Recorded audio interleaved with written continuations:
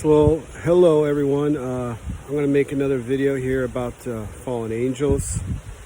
In my first video I discussed things that are mentioned in the book of Enoch, but I cross-referenced them with the book of Jasher and probably even the book of Giants, which is also part of the book of Enoch. And a lot of talk is about these fallen angels because people just don't really study the word. They exclude certain things, or it gives them the full picture of what fallen angels were. And they latch on to that because movies and books that are out. I know I did it one time. I listened to Coast AM and I'd hear about fallen angels and Nephilim and giants, and it was definitely an interesting subject. I admit that I did fall for it at one time, but I've been since taught the truth about what the fallen angels were.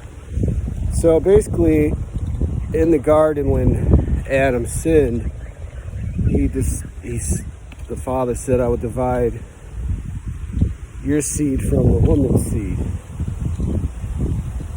Well, basically he was talking from Adam. Everything comes from Adam. So he had two children. He had Cain and Abel. One seed was righteous, Abel, and one was unrighteous. That would have been Cain. And Cain's seed didn't want to submit to the Father, which would have been his father Adam. He decided to, one thing that happened is he lied about it, and everybody's alive, and he hides, and he's not hiding from the Father's spirit. He's hiding from Adam, who is the Father in flesh. So he didn't want to tell his father. That's what's going on in that story. He didn't want to admit that he killed his brother. And the Father cursed him through his temple. So Adam spoke to him and said, "You're cursed." And then he went off and lived on his own. And, Adam and Eve wept. They were distraught. They were sad. Their son was dead. Their other son was banished and cursed. But the Father gave them another son, which was Seth, and that was the righteous seed. And they had a certain path to follow. They had a law to follow. They couldn't go the way of Cain. And this is the righteous seed. This would be what would be considered an angel, because they are a servant of the righteous. They follow the righteous way of the Father. Seth would have been in Israel, because that's what an Israel is. Somebody who follows the laws, the commandments of the Father. Well, eventually, they were on this mountain, according to the book of Jasher, and they heard this music. And they came down, and they saw these beautiful women of Cain, probably wearing nothing or next to nothing, dancing to the music, their bodies naked in the moonlight, and they lusted. They saw these women, they lusted after them. They knew the rules. They weren't supposed to mingle with the seed of Cain. Now, these aren't angels like people think they are. They're just a righteous, all angels in the Bible are the righteous seed of the Father, the righteous Israels. So they knew that if they went on to these women, which they lusted after, they would be breaking the law and commandment of the Father not to do so. And they were tempted. They were lusting after these women. So they went on to them and they had children. Again, spirit takes on a lives in our temple. This is the holy temple. And with their temples, they married onto these women, which means they had intercourse. They had sex. It's not angels having sex with women. Now, they broke the law and commandment. There was a punishment. The God was wrathful with them. The Father was wrathful. So he put on a judgment. And that judgment was their children would not be enjoyable to them. They would be huge. They could just step on you. They could crush you. They would eat up all your crops and all your livestock just to feed them. And they also, they loved their children, and they looked on them as, they worshiped them as gods, basically. So this is all going on before the flood. Hello. I'm in the Philippines. My wife is Filipino. I'm on a vacation. It's a lot different than Ohio.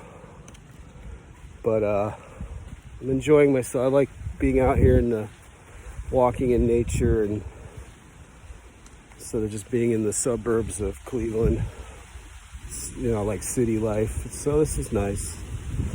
It's a little harder here. But anyway, back to my story. So they made the oath, because they knew they were breaking the law and commandment of the Father, to come down. And they had knowledge. They knew how to make iron and brass, and they knew the herbs and what the herbs did and the healing of them. So they had this knowledge. And basically they went on to the women of Cain, showed them their knowledge. Of course, these women were impressed. They didn't have that kind of stuff.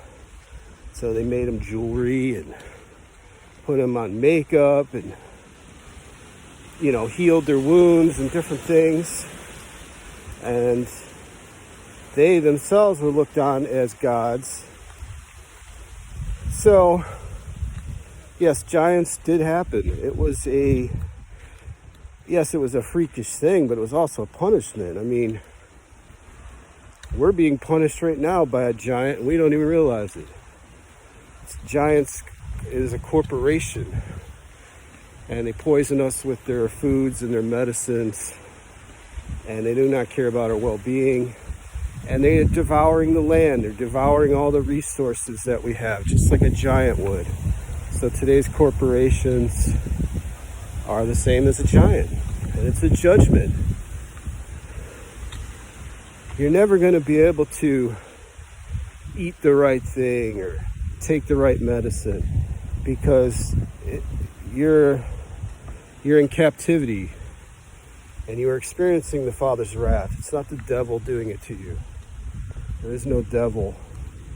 The Father has a wrath for you disobeying, and it's been like this since basically you put him on the cross and you killed him. So 3 days of darkness has been going on. A day is 1,000 years. So 2,000 years have come and gone.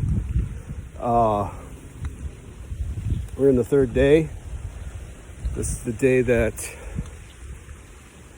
he raises his temple, a new temple, in the form of a comforter. Gives comfort to his people, Israel. And again, I've talked about this many times. This is what you should be looking for. And it's not Jesus. Jesus was Emmanuel. That was the seventh temple. You had, first Adam, and then Enoch was second, Noah was third, Abraham was fourth, Moses was fifth, Solomon was sixth, Emmanuel was the seventh head. From the seventh comes the eighth, and the eighth is of the seven. So the eighth is the Father. He was all those temples. He was in Emmanuel. He was in Moses. He was in Enoch. The temple is the body. He's spirit. He rules in spirit, but he also rules from a temple that speaks. In the beginning, he made the Word.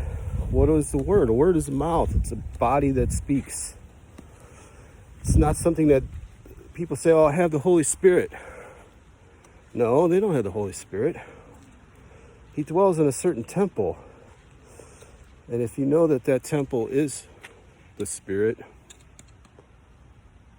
in flesh, and you recognize that, you are a righteous seed. There's no ghost inside you. So I hope this was a helpful video to you. I talk to you again soon. This probably won't be on TikTok. I went a little long, unfortunately. So I'll probably put this on YouTube. Talk to you again. Bye.